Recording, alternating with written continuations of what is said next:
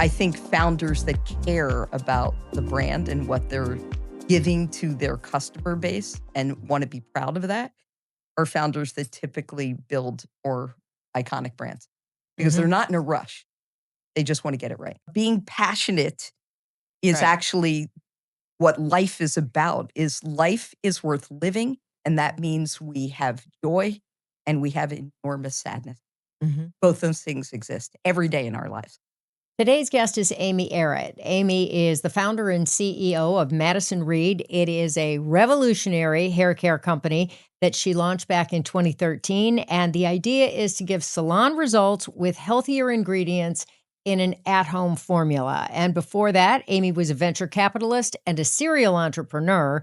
Welcome, Amy. So nice to have you. Thank you, Jennifer. It's a pleasure to be here. So tell me how you got started Yeah. on forming Madison Reed. Yeah. So I think every really strong consumer company tries to solve a problem.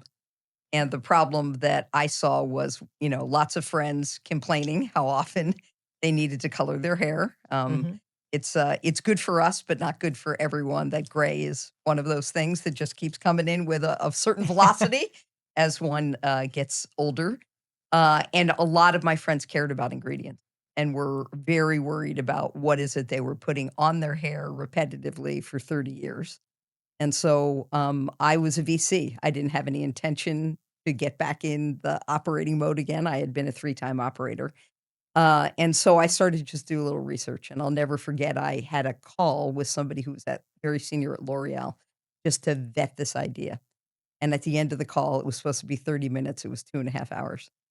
And the executive said, "Are you gonna do this?" And I said, "Yeah." And he said, "Well, if you do, I wanna put personal money in." And I thought, "Oh, okay. Well, we're on to something." So I went on a journey and I figured out how to make hair color. And we make it in the EU, where the chemical profile is just the regulatory environment is very strict, which is great. In the US, nobody seemed to care, unfortunately. And then it started out, as you said, as an at-home business and now has morphed into a huge at-home business, direct to consumer, Mhm. Amazon. We're on close to 2,000 Walmarts. We're in every Ulta store. We're in Targets. We're in Sally Beauty. So it's a big at-home market business. And then we have 100 of our own stores where called hair color bars. So think dry bar, but for color, Right. where we color your hair for you, licensed cosmetologist. So, like, how many people have tried your product, do you think? Uh, Somewhere between 6 and 7 million, Mhm. and we've sent out close to 20 million boxes.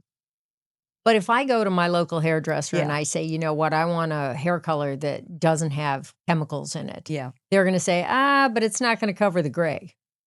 Well, they could say that, but that's not true.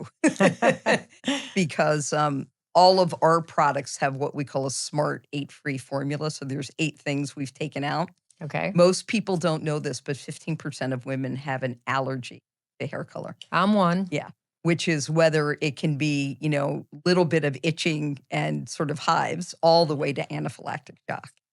And so that's where we really focused initially was could we take those things out? With someone with darker hair, it's called PPD. That is the culprit. And it's in classic hair color, it's actually tar. It's a derivative of tar. Oh, wow. And it's used to keep the hair color stable and dark. And so we remove that. We've removed ammonia, resorcinol, gluten. If people have a gluten allergy, eh, uh, Mhm. celiac, if you put gluten in any product on you, you get a severe allergy. So we've just taken out all of those things. And it took us, so the company was incorporated in 2013 and we didn't launch until the second half of 14. Took us about 15 months to make the product, stabilize it, test it on 1,000 models. Then 1,000 women joined in a beta and we watched behavior. And then we started to understand what the business model Well, how difficult was it, though, to replace those ingredients? I mean, wasn't that easy, but we have a factory outside of Milan. Mhm. And we worked with, a partner that has been there are families in Italy that make hair color. That's a very large industry. So we worked with a family that already had some of the base. But the way to think about hair color, if anyone's interested, it's like vanilla ice cream. So there's a base, and Mhm. then just like ice cream, you put different flavors in, and so that's the tone and the shade that we put in. So we launched in a different way. We launched with close to 25 shades, where your classic box of not what I think is great hair color that's on the shelf of, Wegmans or CVS, has about 5 shades. And the Mhm. difference for us is we made them monochromatic. It's mostly monochromatic. We made it to be multitonal. So now we have 100 shades, and they look just like a cosmetologist would be mixing in the back for you because shade and tone, we have like 20 medium browns. Yeah, but how do you do that online? Yeah, so great question. So from the beginning, I didn't know anything. I didn't know AI. I didn't understand the revolution that we're in. But what I did know was machine learning. And this was, 2013 when we built our site. We could get what we did, which was innovative, is we took cosmetologists, we put them in a room with our engineers.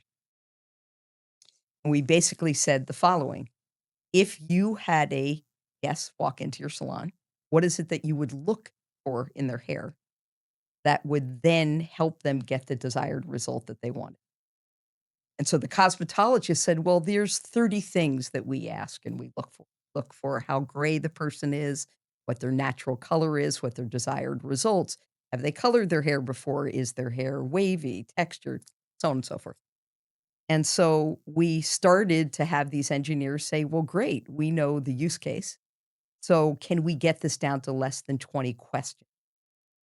And so right from the beginning, we built, it's machine learning, a table that Mhm. said if then this, and now it's got about 25 million hair profiles in it. So it's Wow. incredibly smart. So Wow. when you get online with Madison Reed, and in fact in Ulta, the same quiz is wrapped in an Ulta wrapper, we gave it to them. If you answer those 18 questions, our net promoter score is in the 70s. It's incredibly high. We could not have a business unless we matched you properly. And then if all that isn't good enough, you could take a selfie of your head and, text it to us, and either our machine learning slash AI bot, which we use, will color match you right online, or you could talk to a licensed cosmetologist because all of our call center are licensed cosmetologists. So we've put what I consider to be, Jennifer, belt and suspenders around the Okay. process because the business model is only predicated on, if I get your color wrong, I'm it's not coming back. you are not coming back and you're really mad, right? Mhm. So this is an emotional purchase. What I learned in the beginning is the friction point to purchase required a ton of efficacy. So if the customer didn't believe that we knew how to color match, or the colors that they got recommended looked crazy to them, Right. this business wasn't going to work. So for the first 18 months, that's what we watched. We just went slow, and we watched this 1,000 women, and we saw how many of them bought again, who didn't, why. We called them. We had focus groups. I mean, to this day, the company, I'm obsessed with the quality because what I've learned is, I had the very good fortune of, when I was a VC, Howard Schultz was my partner. I was Mm. very fortunate. And when you work with someone like Howard, you get to walk Starbucks stores with him, which is a trip within itself. And what you start realizing is Howard actually really cares about the quality of the coffee, and he cares about whether the baristas are happy, cares about if the customer's on the line waiting, if they're frustrated, right? I think founders that care about the brand and what they're giving to their customer base and want to be proud of that are founders that typically build more iconic brands because they're Mhm. not in a rush. They just want to get it right. And so the little pet peeve of Amy's, What's the, hardest color to match? blonde. By far, any blonde, because most of the time a blonde is not a blonde. So, most of the time when someone's lightening their hair, their actual color was darker, Right. and so we had to make non-ammonia bleach, which was really hard. So, have they always been doing that in Europe, the non-ammonia bleach? Sometimes, some places, but, um, what I would say is that our product, even in Europe, is radical, Okay. right? Because there is this theory that it has to have some chemicals in it to work. Now, Right. bleach has to have some chemicals in it. Ours Right. is a plant derivative, but it's still an alkaline and an acid, and so anytime you make that science, you are effectively, opening the root follicle of someone's hair, depositing color, and then closing it back with the shampoo that's it took us almost 2 years to make non-ammonia. We went really slow. So in the beginning, we were mostly solving for light brown to black, and Okay. we were very slow at introducing blondes. Is it a quote unquote natural product? No, it is Okay. not, and we don't claim it to be clean, and we Mhm. don't claim it to be natural because it has an alkaline and an acid in it, Right. it is there are some chemical reactions that happen between those 2 things.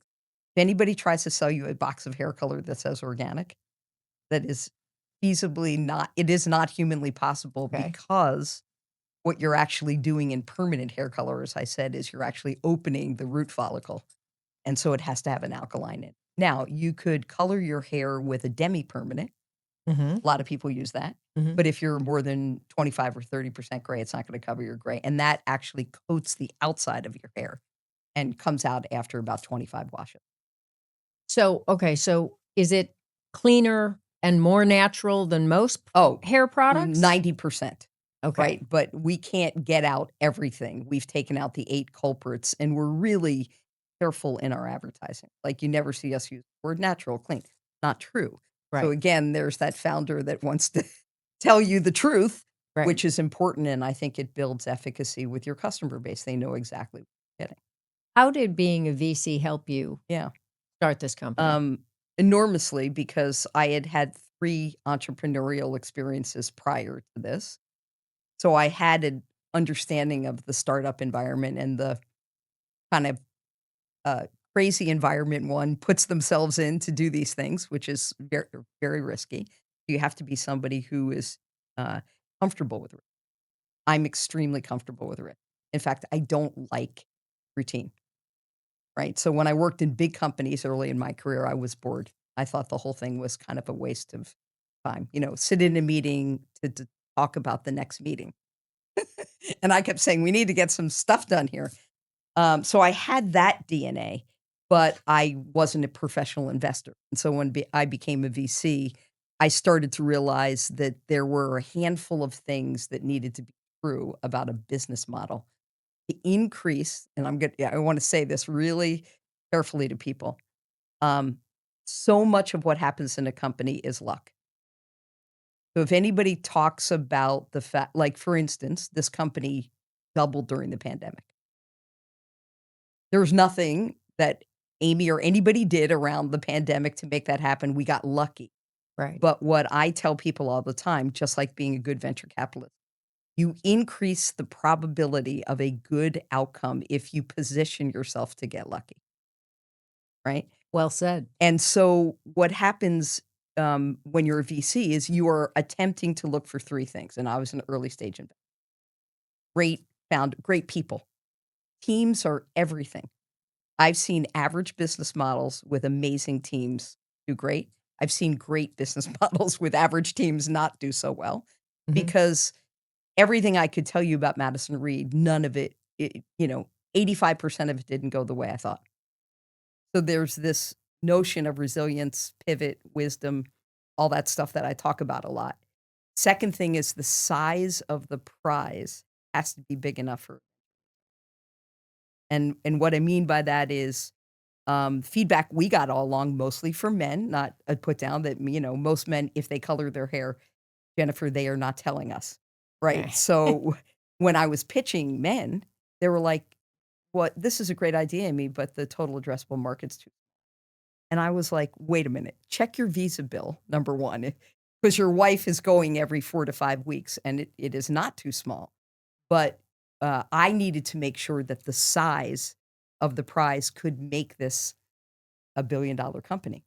because when you're a venture person, you want to put a dollar in and, hope you get $3 back really, but you tell everybody you want to get $10 back. It has to be big enough. And then what I believe is in this day and age, it has to have technology. So I wouldn't have started this unless that machine learning piece, photo recognition, now using AI had an advantage to us. And even in our stores, technology is massive. Our person, our woman is on her phone as that's her relationship in life is with her phone. And so she needs to make her appointments, Mhm. manage her subscriptions, manage everything, even by voice. And so I needed to make sure that we could have enough innovation compared to the L'Oreals to make a difference in people's lives. So it had all three of those things. So how do you see AI and machine learning Yeah. basically is AI. How do Yeah. you see AI Wh- continuing to change your Yeah. business What's in the different future? about AI now is it's machine learning that has reason. It's Mhm. reasoning. Right. And so it takes all of that data, large language models, and it gives you the so whats, Mhm. which in the beginning, our quiz was a rudimentary so what. Right Mhm. now, it's become very, very smart because now we can predict, oh, Jennifer's hair is this color.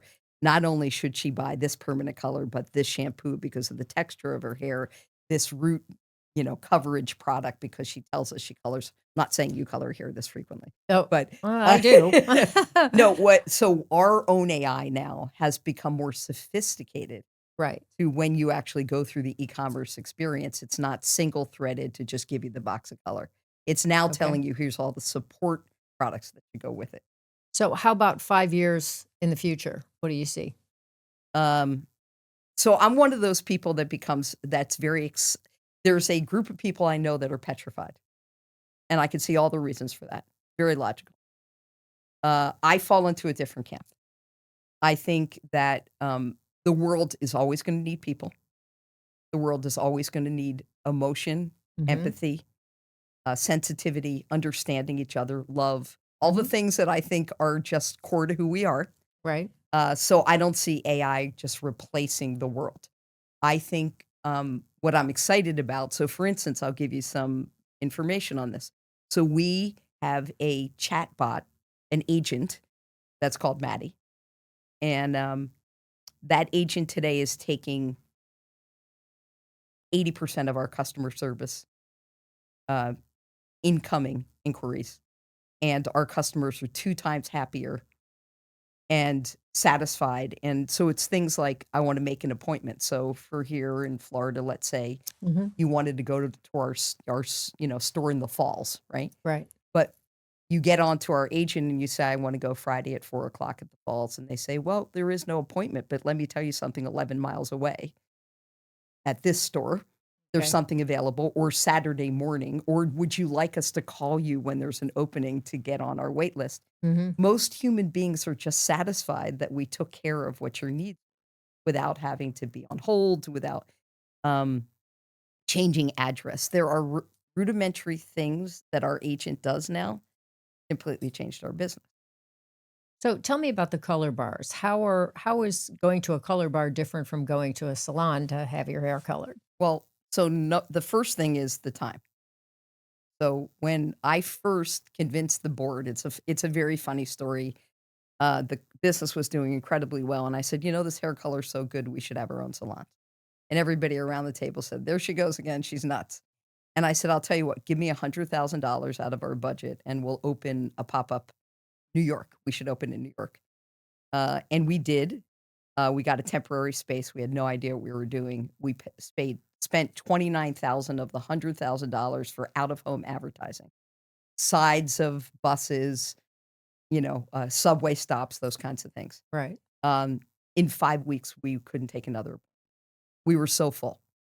And what I understood in that was this was a combination of three factors: convenience.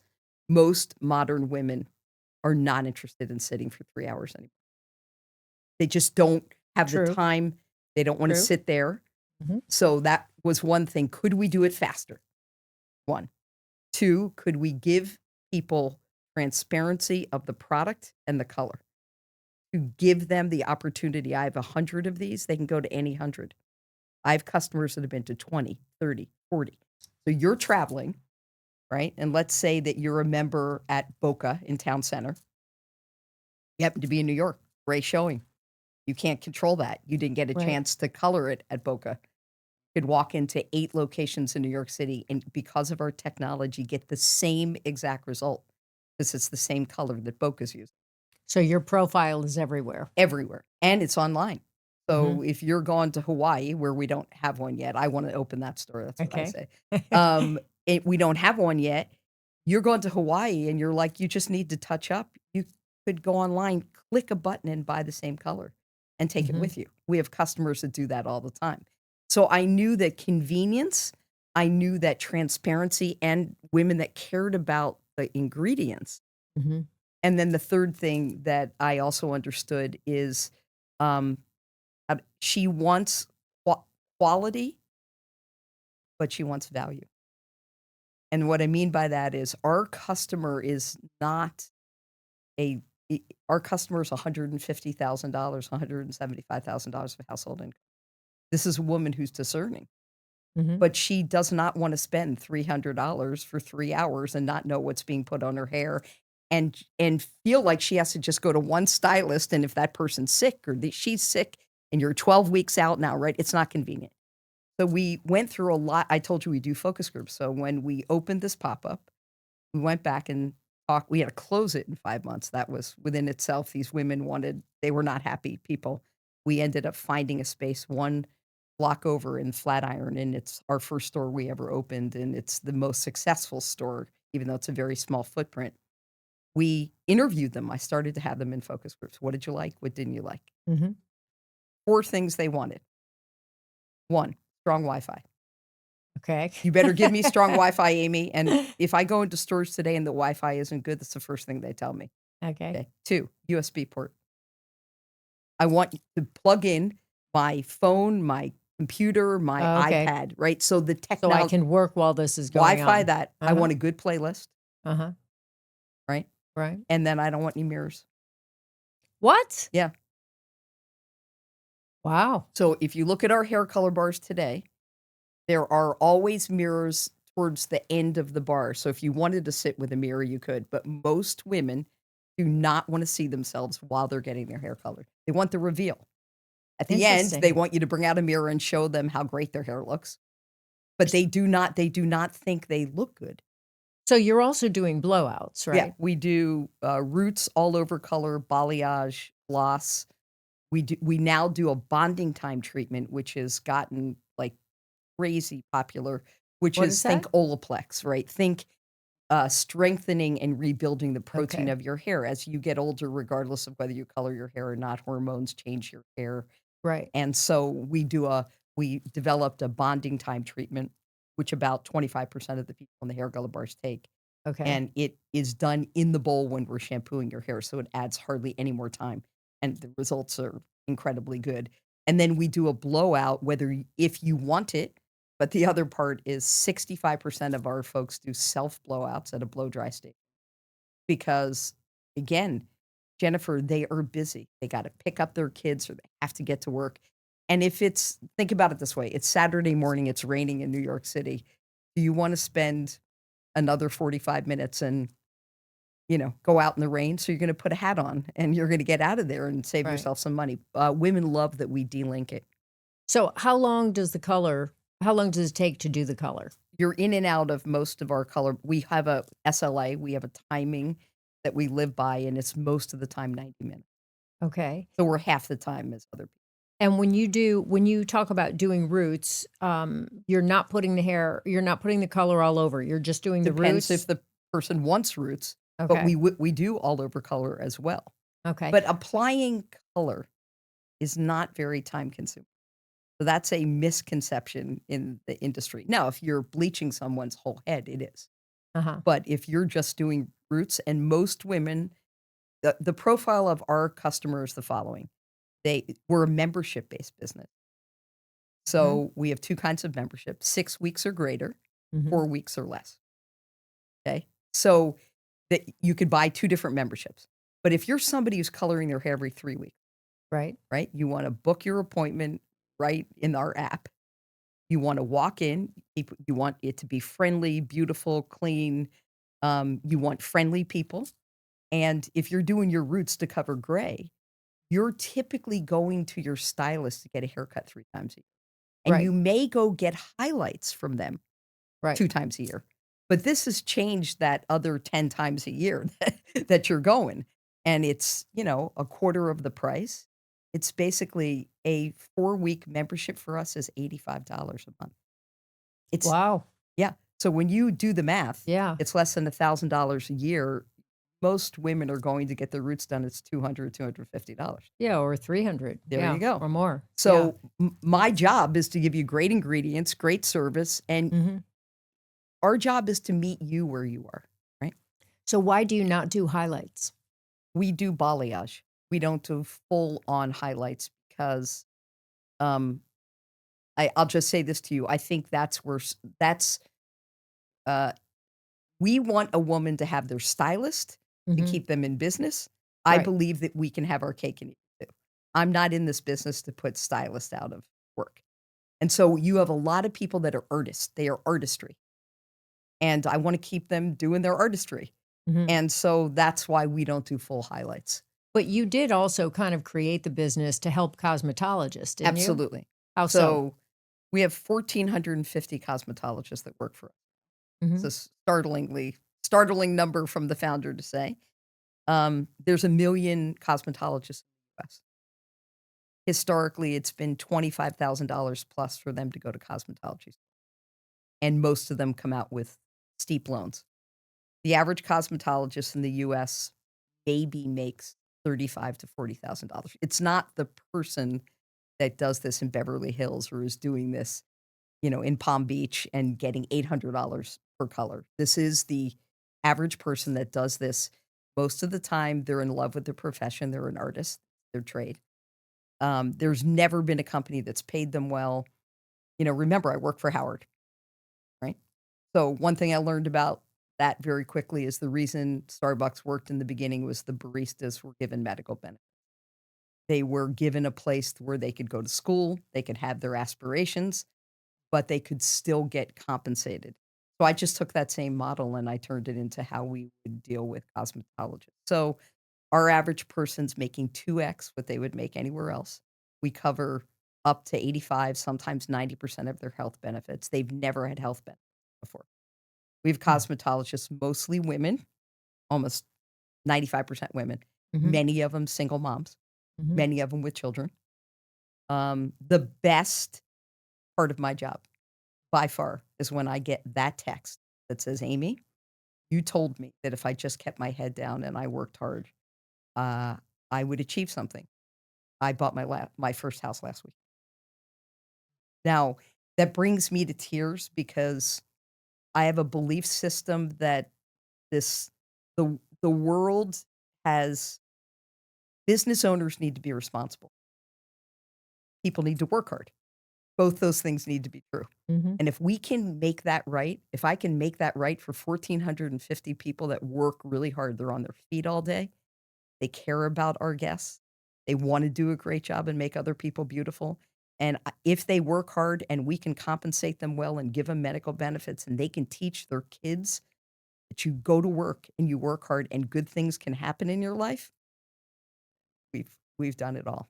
Yeah, but I don't understand how you can actually do that. Most entrepreneurs would tell you, in order to be profitable, we can't afford to pay people that well, or we can't afford to give all these medical benefits or something I'm a like that. profitable company today. How do you make that work? Why do you think you are able to do this when a lot of other companies say they're not? Because I've developed a business model that's based on membership. So every day we get up at Madison Reed, and 75% of my revenue is already booked, right? Because Mhm. my online business is primarily subscription. My store business is subscription. My Amazon business is subscribe and save without us even trying Right. because picked a category where retention was embedded in the behavior. So at the end of the day, we picked a business model and have built it where a lot of the uncertainty has gone away. So why wouldn't I share? And what I've learned is if you invest in people, your guests are thrilled. It, Mhm. customer service is related to if your team's happy, your customers are related. Try to call a credit card company. Let's figure out how that's going. Try to call a cable company or your Yeah, internet company. that hate their jobs, Yeah. right? And so, Yeah. for us, the I want people to be elated to work here. I want them to be rewarded for their hard work. Mhm. And I want us to be a profitable company. I talk about this a lot. This company, it's been a long road already. But in some ways we're just getting started. We're profitable, we're pretty significant size now. This company could go public. And I have this vision all the time of standing and ringing that bell, and the people I want around me are the stylists. So does that become an exit strategy for you if it goes public? Well, it'll be a liquidity event, but I think what people don't understand about companies going public is it's just the beginning of the hard work, Exactly. right? And so, Yeah. you have to remember, I like risk. So Okay. you have to have a certain kind of this whole thing is uncertain. Whenever anybody at our stage comes in now and we hire someone from a bigger company, they're like, "This is really risky." And I'm like, "Oh, you have no idea how risky it was to try to make hair color." Right? So I'm comfortable in that zone. What I tell entrepreneurs all the time is if you're not, don't do that. Because every day I wake up and the risks are massive, but life is worth living. I know an enormous amount of highly successful people who came up with their breakthrough idea because they were trying to solve a problem for a spouse or a dear friend. Is that your case Yeah, I also? was trying to solve a problem for my wife who went gray at 25 years old and was tired of sitting in the chair for a very high-end stylist in San Francisco, $425 every 3 weeks. But more than that, she was concerned about what was in the product, Mhm. right? She was just as concerned like what and this whole idea came from me food shopping on a Saturday morning at Whole Foods. And she texts me, "Hey, buy me a box of hair color." I'm like, first of all, where do I find it at Whole Foods? And second of all, what makes you think it's gonna be better? And then so I bought some random she's black hair, dark color. I happened to go into Walgreens to run some it's just life has synchronicity if you pay attention, right? Everything is right in front of you if you just pay attention. And I happened to go to pick up some prescriptions, and I literally walked down the hair color aisle. And I turned and I looked and I thought, "This is a mess. Like, how would anybody even know? And it's degrading, and how could somebody feel beautiful if this is the product," right? So I Mhm. bought 30. I just put them in the cart. I get Okay. home and they're like, "What are you doing?" And I started I'm a tinkerer, started taking it apart, and I thought, "Bad experience, smells terrible, highly toxic, horrible gloves." There's something about a consumer experience, and if somebody wants to feel beautiful, how do you torture them in that Yeah. process? There's something that didn't make sense. So then we just, went to work on and our boxes are beautiful and affirming and easy to use, and the instructions are big pictures and, you know, they're just, Mhm. you don't have your glasses on, you're in your bathroom. How are you supposed to read 1 point font, right? And so there was Exactly. just how do I say this? Like, I also think that companies that care about the efficacy of the product experience, Apple, Mhm. whatever we want to say, at the end of the day, you open that box and you're like, this is easy and wow. Mhm. And so we needed to be the best quote that was ever given. And I don't remember, it might have been Good Housekeeping or something. This was my moment where they called us the Birkin bag of hair color. That just made me very happy, Jennifer, because we care about the details. Right. Right? Right. So you created the perfect color that would be easy to use. Easy to use, you know, hair looks better, just I have women that come up to me that say things like, "Amy, my hair looks 20 years younger." Like, it's changed my Wow. life. Wow. It's absolutely changed this place has changed my life. Well, I think the idea of getting the the gradation or whatever it is in the Multitonal. color, the Yeah. That it multitonal doesn't look like you're is really using a bad incredible. box, right? Yeah. That's the thing about at home. Right. Now, what we don't know, because we live in a world where we think everyone goes to a salon, 50% of women in the US color at home. So what about men? Are Uh, they using it? yes, it's 9% of our business Is it really? without any marketing. Be I have men that come into our hair color bars, but they wanna sit in the back. It's kind of an interesting phenomenon. There's a lot of I would call it like that men don't talk about coloring their hair. There's like an ageist, sexist kind of Mhm. thing, which is odd to me. I wanna make it equal that if a guy doesn't wanna be gray, awesome, Well, it's actually always been interesting to me that when you see men with hair color, they usually look like they have shoe polish in their hair. because it's monochromatic. They're buying a bad box of just for men. Is that what it is? Absolutely. It's not any Because I've different than a woman who you know is buying a box where her when someone's 70 years old, Mhm. first of all, when you're born, every hair on your head's a different color, right? That's why people have, shades, right? Right, So if you're 65 years old and your hair is jet black and it's only one color, that is not natural looking, right? right. Why most women have gone to a salon is the cosmetologist is doing that thing where they're looking at all the color of your hair. They're going in the back. They're putting what um so I have very light hair. They're hair colors numbers. Okay, So black is 1, black is black, jet black. right, My hair is like an 11. okay, So anything all between that you can imagine from dark to right. brunette to medium brown to light brown, so on and so forth. And so but it isn't just the level 1. It's a level 1 that has tone in it. So tone is things like chestnut, burgundy, violet, auburn, Right. right? And so you could take 2 people that are a level 4, a dark brunette, and their hair looks completely different because one may have auburn tones, one may have violet tones, one Sure. may have when you get gray, the important thing is ash. It's neutral to cover the gray.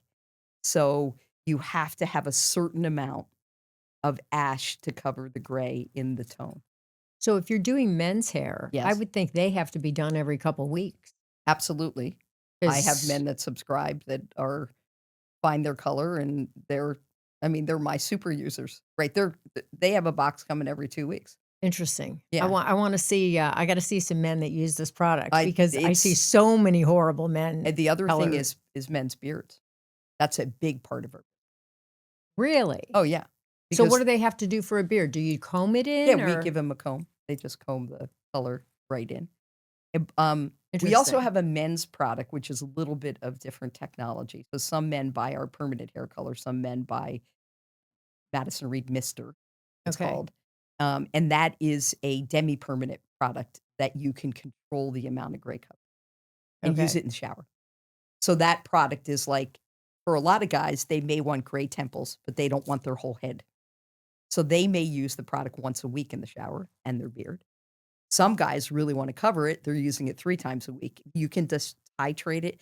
That product the truth is it does very, very well, and we've not done a lot of marketing with it, and again, this is the thing when you're a founder is you have to pick and choose where you're gonna point your Mm, direction, and as our business has gotten bigger, you know, more of my job now is no than yes, which is a very uncomfortable place to be because 'cause I'm a yes person, not a no person. So I've had to learn how to say no.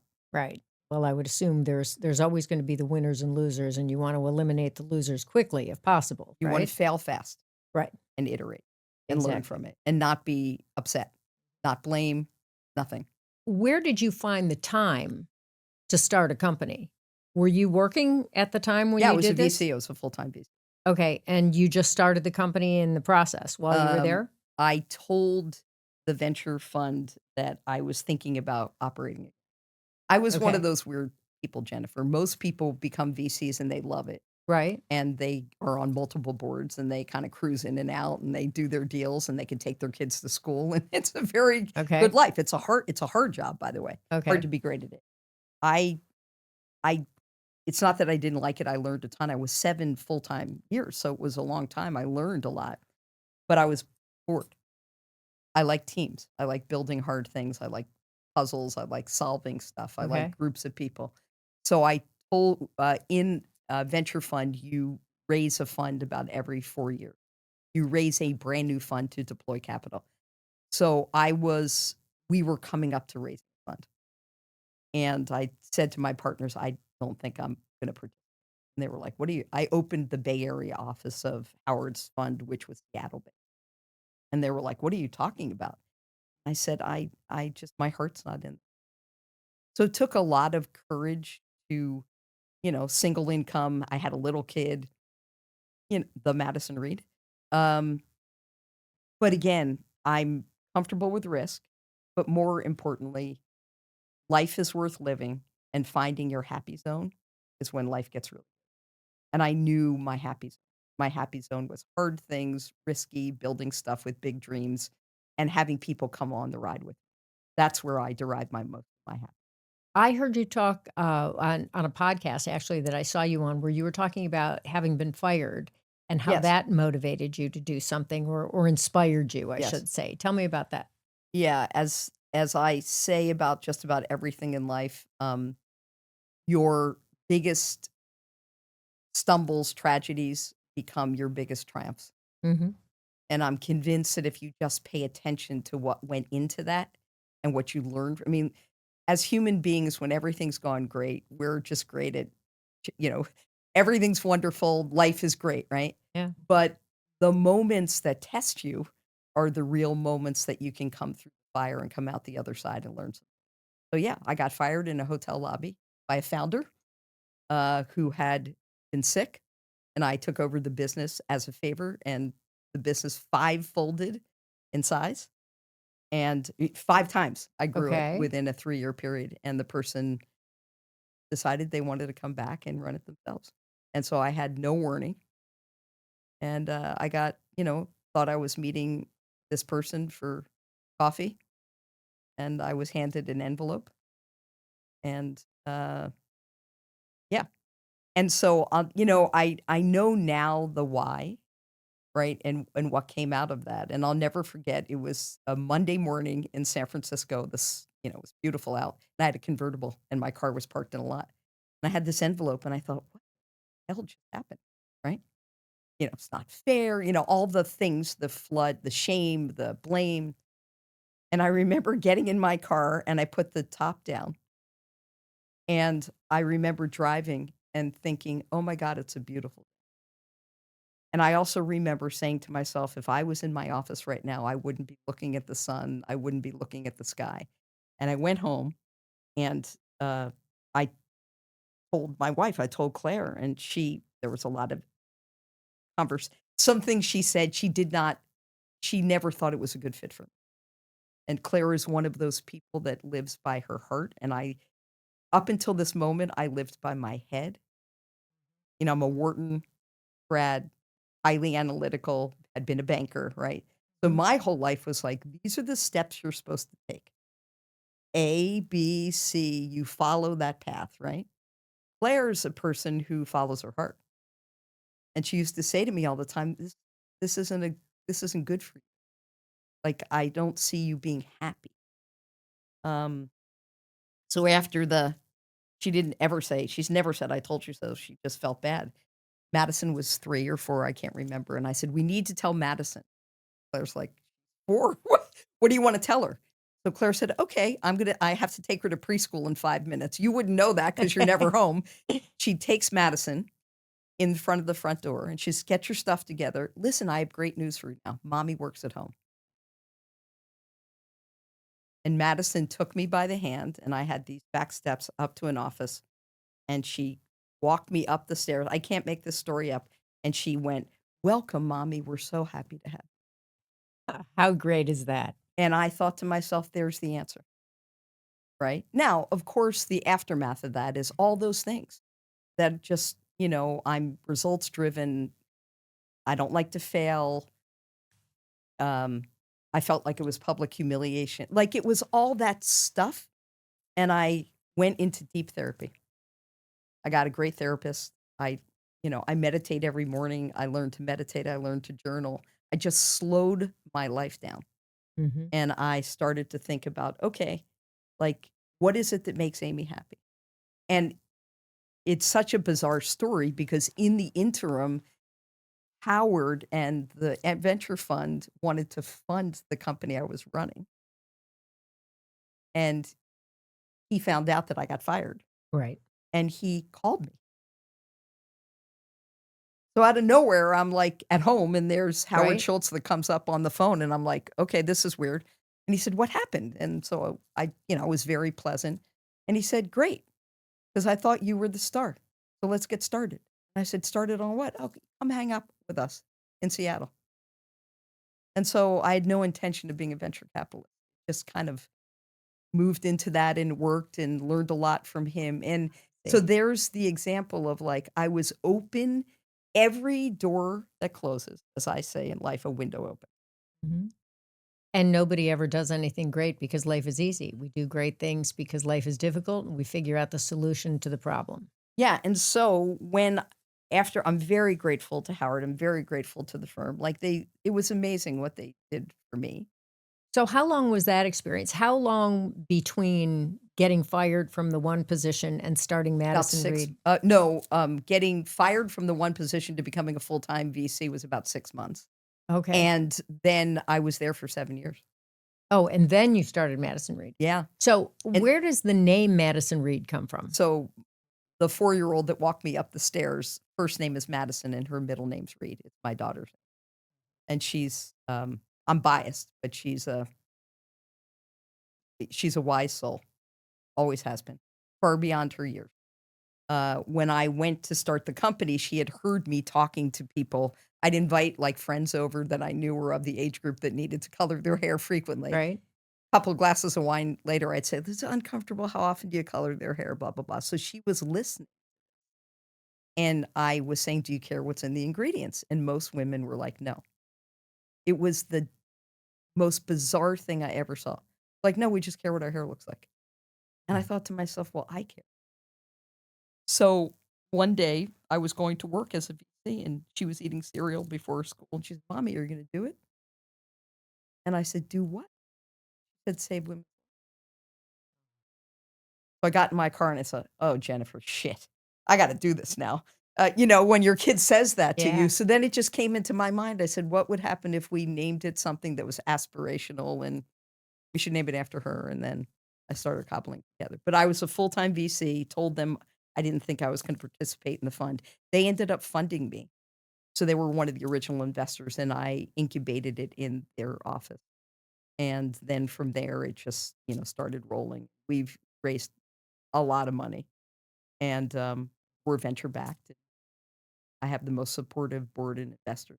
Kinda I pinch myself on that. I have a wonderful board.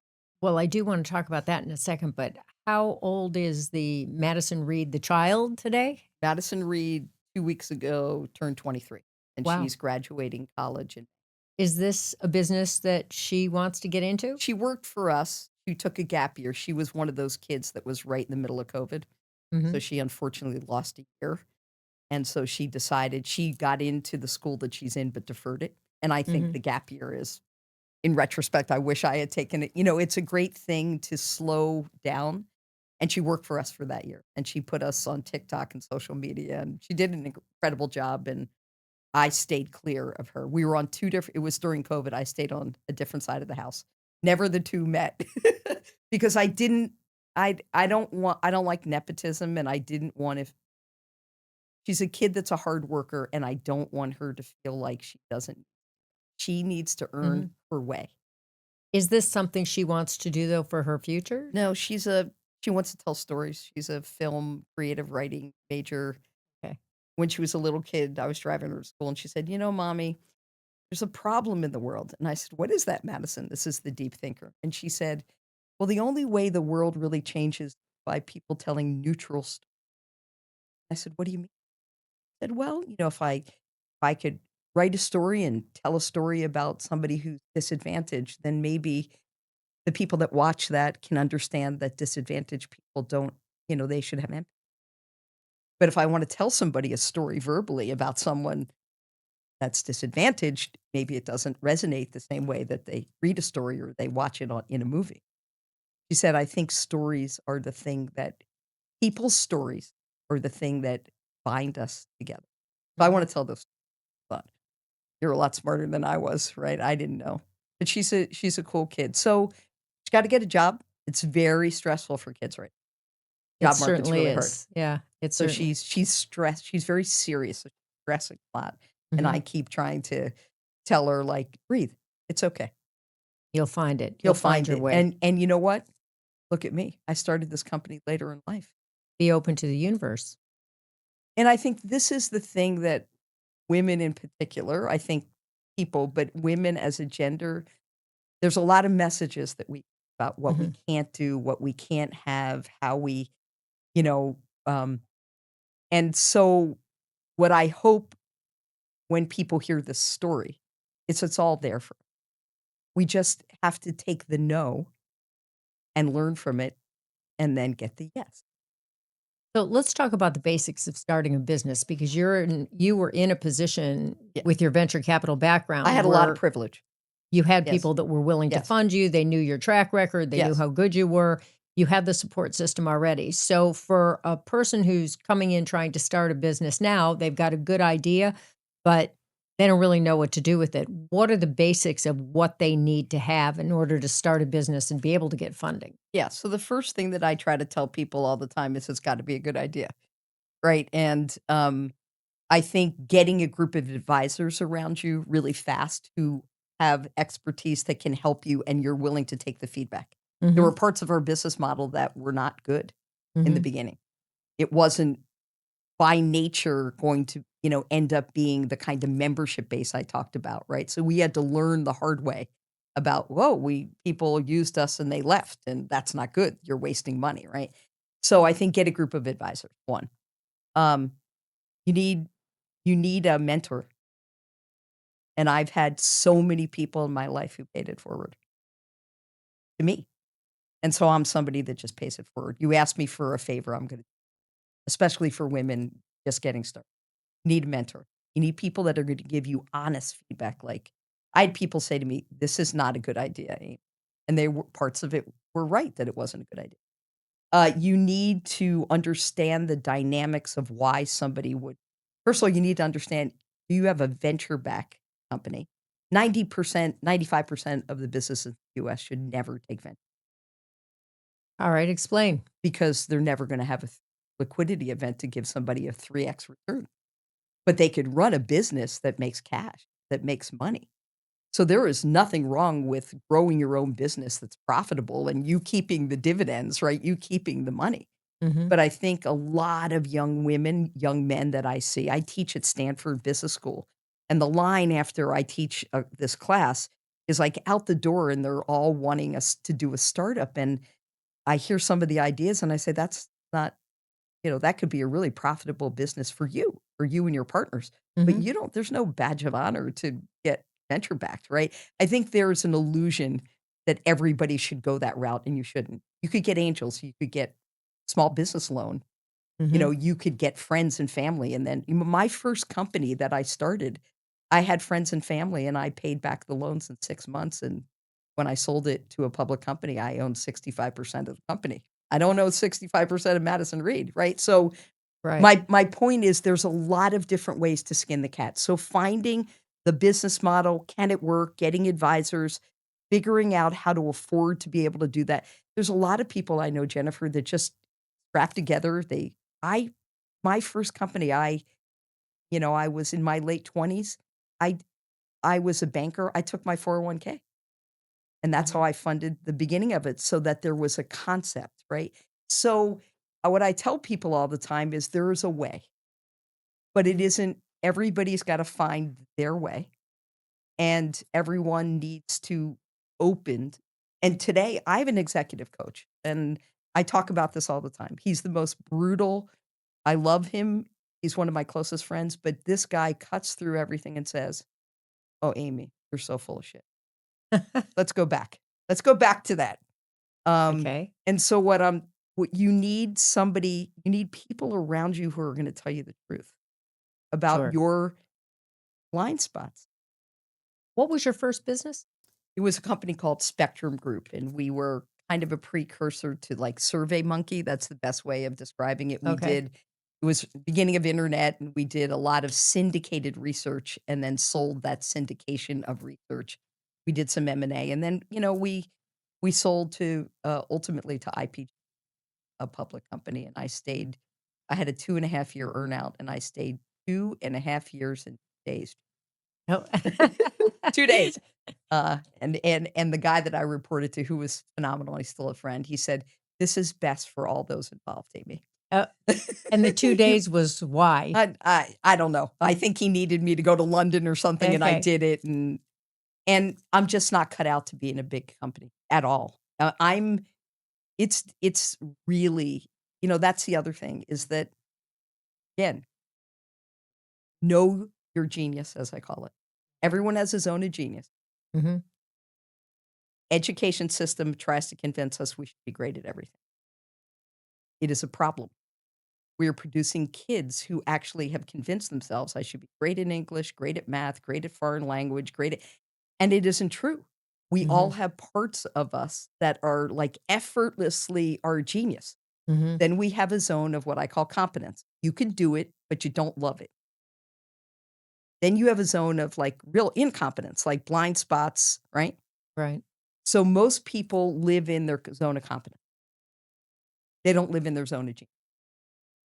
And Yeah, their zone it's of genius is where life, it's like it effortlessly flows through, yeah. right? But it's scary because, like, you know, many of us get, taught that, we need to be, our egos tell us we had to be good at all these other things. So we dabble. I mean, this is the founder's kiss of death, right? Uh-huh. They can't hire people around them that are better at their incompetence or zone of competency. And so they try to control everything. My Yeah. life got so much better when I put like a rock star team around me. Mhm. But that strikes me as a, very much a woman thing to do. 1,000%. A Mhm. 1,000%. I just think women leaders in general, there's more of a factor of what I would call honesty and authenticity, which is sort of Yeah. like, this is just what's going on, right? So, alright, I wanna go back a little bit to Yeah. the getting venture capital Yeah. money. So, essentially, you were saying if you're gonna go after venture capital money, you need to at least be able to convince someone that you can, 3 to 5x. In if not 10, Exactly. They'll to tell at you 10, least but it's not, they're happy at 3. We're happy at 3. okay. So, And if but you that means can't it do has to be a that big market, right. right? It has to Because be a very big market. But, I would have thought that people would have told you, but the hair color market is already saturated. You've got Clairol and L'Oreal yeah, and and we're Wella not and all them. these companies. And what I had to convince people is our we were going to throw the whole industry upside down and reinvent it, and that's what we've done. You're a We disruptor. Yeah, we've reinvented salons and we Mm, reinvented the product on the shelf. We yeah. created a prestige product where, every other box is $8. Ours is 35. People thought I lost my mind. Amy, no one's going to spend 30 or $35. I said, yes, they are. Especially when they're paying 350 to get their hair done. But even those people, there's a lot of women that color for convenience at home. It is Tuesday night, Yeah. right? Like my hair needs to look great Wednesday. I am busy. I'm going to pour that glass of wine. I'm Yeah. going to put Netflix on. Everyone's in bed. I'm going to do my hair. It's not going to smell. It's not going to drip. I'm not going to ruin my bathroom. Do you have a thing where it's you only put it on your roots? Or is there a We have, special thing yeah, for we that? have permanent hair color, and then we have a something called root perfection, which is like Clairol root touch up, and that buys you two. So it's a little comb or It's a something or tiny little bowl with a okay. comb, and you Okay. go.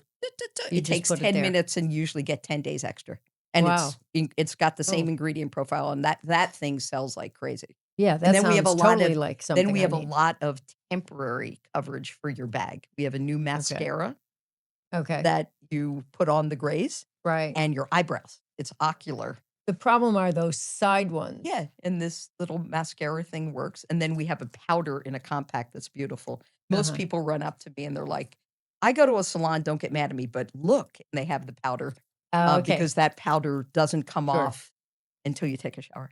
Tell me about the importance of women in your life. Well, as I say, and I think you know my sister, Judy Mhm. Temple, who's a force of nature. Yeah. I come from a long line of extremely amazing, competent women. My mom, my aunt, these were women in their generation that just they were sort of fearless. They didn't live in the world that you can't do anything you want. So I'm very fortunate because I grew up in a family where women were encouraged to do whatever you wanted. Go for it. make it happen. There were other issues, but that wasn't one of the issues. And I grew up in a single parent household, where my mom worked 3 jobs. Education was important, kinda earning your own way was what I was taught. So, hard work, you know, being dedicated, doing the right thing for other people. I grew up in a very liberal household. Mhm. Um, so gender issues were not really an issue. You weren't defined by, like, the guy you married, right? That wasn't what I was taught. So I had a lot of role models of people that were women that were strong. And so I find that to be something in my life that I feel very, very grateful for. And they were a piece of work. I mean, they were like, you know, my mom died at 99, my aunt at 107, and they were Oh. still rocking at that time, right? Very independent, you know, um, it was important for them to be good role models, and they were family, Y cared about their family. You and your sister live on opposite parts of the We do. country, Yeah, that's a shame. but you're still in close contact, I Very assume. connected. So how do you support each other at such a distance? So I say all the time that my sister she she's a force of nature. She cares about people, she pays it forward, tells me how proud she is all the time, and I know that. She's the mayor of Boca Raton, whether you know it or not. She's the unofficial mayor of Boca Raton, and, we have a Boca store in town center, Okay. and, when I interviewed the general manager for that store, because I still interview every person that's in a leadership role. I think Right. it's 15 minutes, and it's really just to explain to them that this founder cares. Mhm. So it's nothing, I don't know, somebody else is vetting, can they put hair color on, are they great at that? I'm vetting for whether this culture in the company suits them and whether they suit the culture. When I interviewed the Boca person at the end, they were great. I said, "Listen, I just want to explain something to you. You have the hardest job in the company." And they said, "Why?" I said, "Well, my sister's name is Judy Temple. She'll be in the store a lot, and she's gonna let me know whether or not it goes well, and Right. every manager that's been in that store has been a rock star." And, anyway, Judy's accomplished professionally.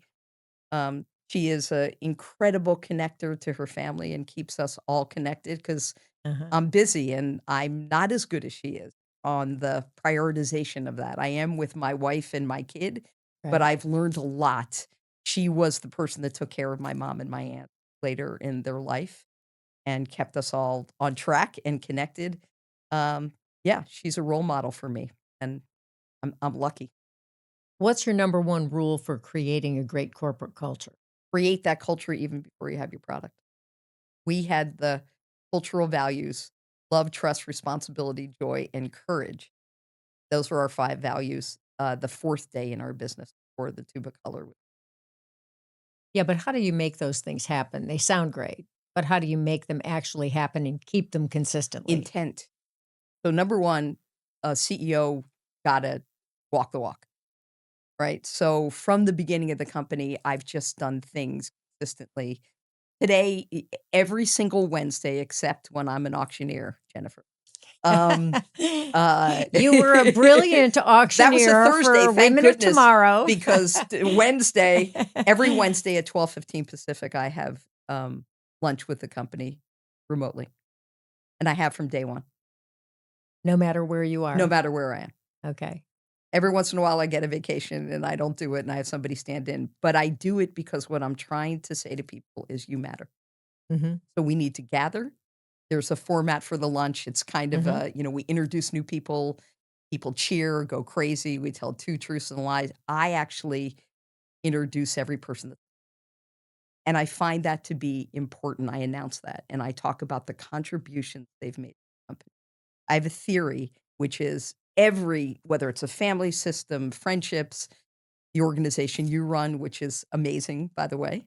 Thank you. Um, you know, we stand on the shoulders of the people that came before us. Mhm. None of us have done this alone, right? So for Madison Reed, now 12 years into it, the number of people that have worked there that have left to go do great things, I want to recognize their contribution. Most organizations are like, don't let the door hit you on the you know what on the way Mhm. out. I want those people to realize, like, you're part of this story. Mhm. right? And then what it Right. does for everybody else is to realize that there's always a time there might be a time and a place where this place doesn't work for you. It doesn't mean it's bad. I wanna Mhm. normalize that. Then we do business highlights, then we do this thing that are called value shout outs. And people in the company write in a system shout outs to other people. Sometimes they're 30, 40, 50. They are heartfelt. Like, I want to recognize somebody for courage, and here's what they did for me. And it's a I want a sense of affirmation that this is a positive place to have an experience. If people can grow professionally, they can grow personally, and they can grow financially, and we've done it all. So that happens. Then there's Friday mornings coffee with Amy. That one's mandatory. The coffee with Amy is optional. And Okay. I pose a life question, has nothing to do with work. Okay. And Such as? uh, name something that didn't go right in your life, and what did you? Okay. And people get so real. There's laughter, there's tears, and it just creates some like, "I didn't know that you loved horses," and that person has a bond, right? Mhm. They have a person because Right. we are a company that is not 100% in an office. We have 100 stores, that's remote, and we have a lot of people we've hired remotely during COVID.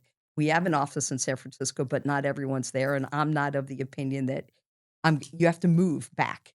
Mm. What are the chances of keeping a workforce if the horses got out of the barn and, we haven't can't put them back in as What's the biggest mistake you think you've made in your professional life?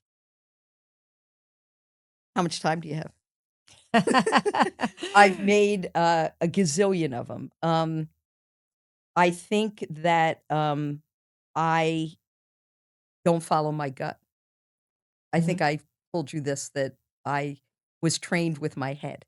Mhm. So people will tell me, "Well, you're a really smart business person." Uh, a mentor of mine once said to me, "Amy, um, you think that people wanna follow you from your head. They actually wanna follow you from your heart. When you show them this part." So I think a lot of Interesting. times, Jennifer, I'll go to my venture capital my Wharton head, as I call it, well, the account, Right. and at the end of the day, this thing in my gut has never been wrong in my life. Never, ever, ever. It's when I don't pay attention to it because I convince myself of something different, or I think I also have a ability to be a pleaser. Mhm. So I may know something, but I'm afraid to say that. And that may sound odd because I come across as being confident. Mhm. I'm human. I have lots of places where I self doubt myself. Well, maybe you just answered it in some ways in terms of following your heart, but what do you think the biggest trait for a professional woman to be successful is? Fully be yourself, 100%. So whenever any guy tells you, like, don't be emotional, what? Right? Like, I think most women find themselves in a corporate environment where they feel like they're cutting off part of themselves Mhm. and they have to fit in. This is why I think women make great entrepreneurs. Well, if you love something, you're gonna be emotional about it, Yeah, right? being passionate is Right. actually what life is about. Is life is worth living, and that means we have joy and we have enormous sadness. Mhm. Both those things exist every day in our lives. And so at the end of the day, if you can learn from the sadness and embrace it and create more joy, Yeah. that's when life gets really, really good. Right. So I try to urge women is don't, when the guy's, saying something, he's just passionate, but you're Right. emotional or aggressive, Right.